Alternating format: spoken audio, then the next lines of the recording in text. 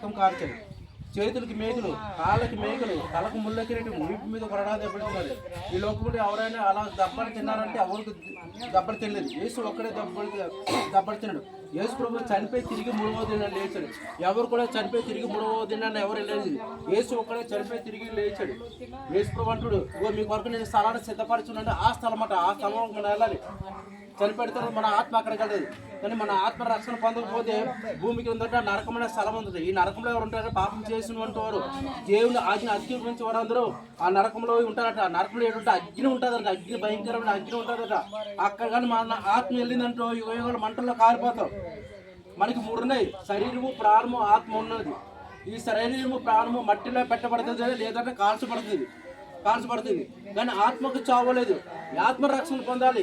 ఈ ఆత్మ రక్షణ పొందకపోతే యుగంలో మంటల్లో కారిపోతాం.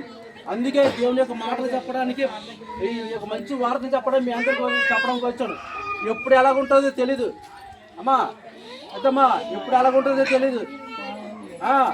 ఉగ్రత రాకముందే దేవుణ్ణి యేసు ప్రభువుని సంవత్సరాన్ని అంగీకరించాలి. అందుకే చెప్పడానికి వచ్చామ్మా చెల్లెమ్మా, నమ్ముకో, దేవుడికి పట్ల ఆశ్చర్య